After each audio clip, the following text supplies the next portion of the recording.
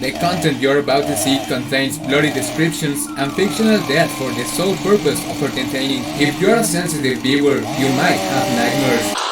What would you do if I told you there is an alternate version of Megamind DVD that almost nobody can even imagine exists? It probably lurks in the darkest corners on the internet. What you're about to hear tonight might give you a lot to think about the next time you watched Megamind. This video is going to be truly dark, so let's get started. The following is material I found on a forum dedicated to superhero animated movies. Only the few who have entered know that occasionally the site turns eerie to the people disturbing experiences. So you're saying you found an alternate version of the Megamind DVD? I read that you mentioned a scene where someone's spine was ripped out. I don't want to sound sick, but honestly, I'd like you to give me more details. Yes. Listen, I think few will believe me, but what I'm about to tell you is completely real. I can't even believe someone has a mind so twisted and rotten to animate what I witnessed on that disgusting DVD. Although, I think I understand everything now. What exactly do you mean? You can tell me freely. At least I won't judge you. I want to tell you that I've never had friends, and my family barely spends any time with me. Maybe I'm just too strange for this world, or at least for them. That's why I enjoy watching animated movies by myself. I remember it was the summer of 2011. That day was strangely sunny. In that moment, right before my eyes, I saw the cover of the movie Megamind.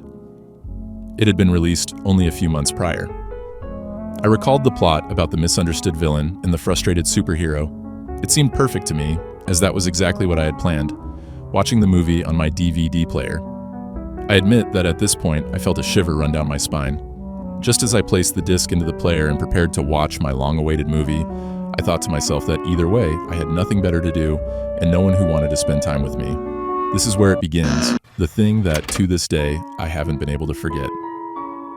The menu of that DVD was quite simple: a play button, an extras button, and one that caught my eye, peculiarly named Alternate Final. Did an alternate ending exist and I never knew? I know the original story, so I decided to enter and see what it was about. The movie started with the typical introduction, though I noticed a drop in animation quality and a dub that sounded like it was done by someone who had just finished crying. That didn't really bother me at first.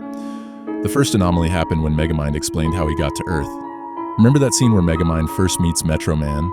At the moment the camera focuses on Metro Man, he had a serious expression, a fixed gaze, but with a noticeable reflection of innocence. At this point, I understood why this was the alternate version. Normally Megamind would land in a prison, while Metro Man would land in a wealthy home. No, none of it was like that. Forget all of that. At least Megamind still landed in prison, living almost the same life as the original. But Metro Man landed in what I can only describe as a foul-looking house that clearly symbolized a typical austere dwelling with obvious economic problems. Metro Man wasn't received with joy by a functional, wealthy family, but only by a lonely, elderly lady. In one scene, she gives him a small, old music box as a gift, which played a melody that seemed to captivate Metro Man. The school scenes lacked that vivid color. They didn't show Metro Man, making Megamind feel inferior.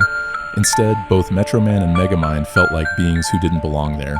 However, on Megamind's part, it was clear he could easily integrate into society by surprising others with his ingenious inventions. Metro Man knew he had superhuman powers, but it's as if his gaze transmitted the feeling that nothing in life has meaning, because in the end, we all turn to dust.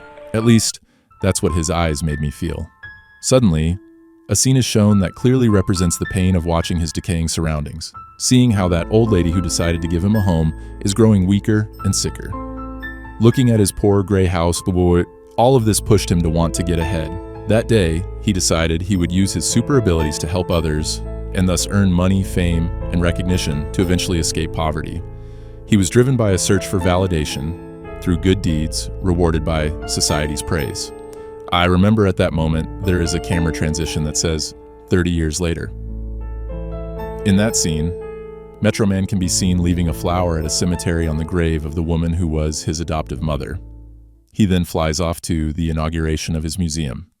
Right here is where the scene would occur, where Megamind has Roxanne kidnapped. Now I wonder, what paths in life led Megamind to become a villain, even without Metro Man? Anyway, as Metro Man arrived at his inauguration, the people present cheered and said positive things to him. But something wasn't right. Metro Man simply didn't have that glow and charisma that characterized him in the original film. He made his signature entrance, but honestly, his hollow eyes were uncomfortable, giving me an omen that something extremely bad was about to happen. At this point, the scene changes. It shows Megamind trying to scare Roxanne with his sadistic inventions, proceeding to show the projector scene from the movie, the same ones that showed Megamind and Metro Man. It is definitely here when the most grotesque and repulsive thing happens. At this moment, a scene is observed where Metro Man slows down time with his super speed while a voice narrates his thoughts. I still remember his words. I have always felt alone. It is something no one has been able to understand. Despite my powers, I've always realized that all citizens have something I don't. Reasons.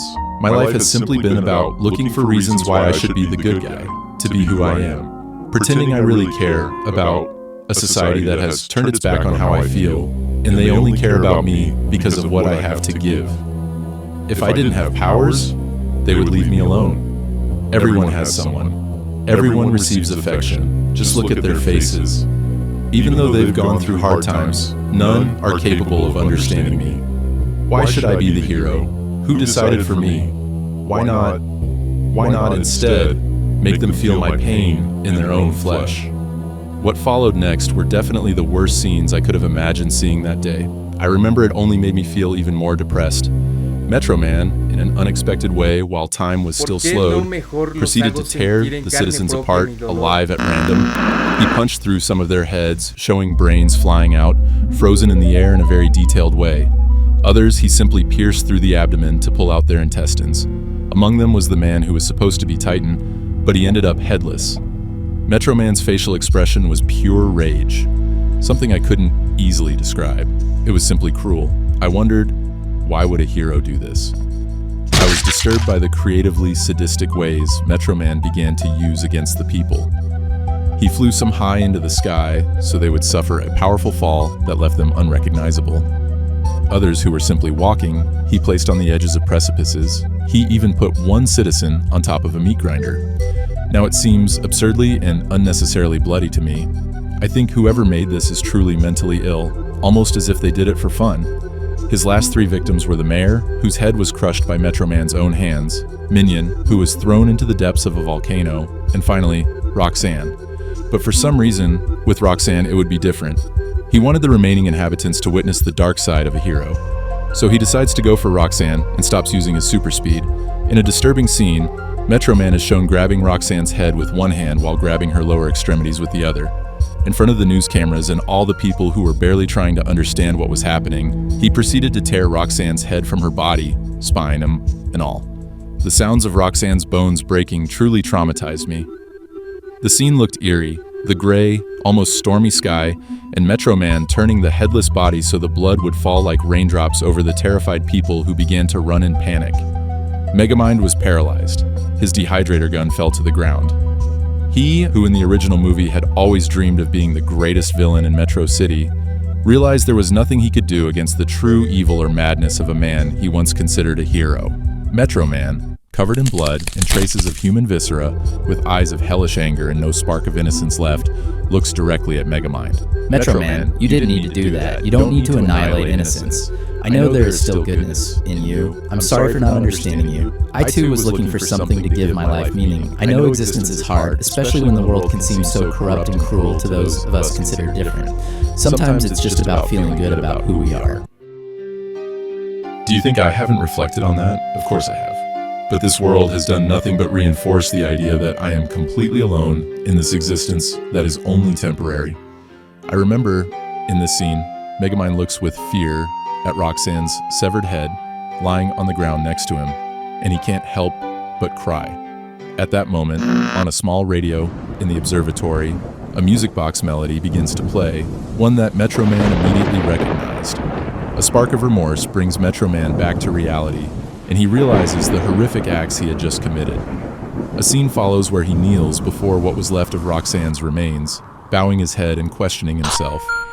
At that moment, Metro Man tells Megamind that it is too late to realize that perhaps it was he who didn't understand society, and not them.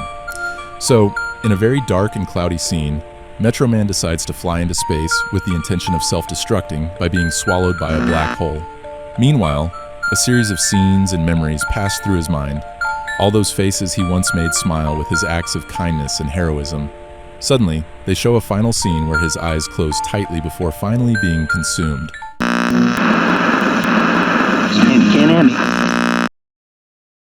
Wow. So that's what it was about. In the end, Metro Man always had at least one connection to music. Even if it was through that music box, I think whoever wrote or animated that thing has serious problems that need to be addressed. And now, tell me, why did you tell me at the beginning that now you understand everything? What is it that you understand? I can only say that there are circumstances in life that only reinforce that you are truly alone. Don't you think?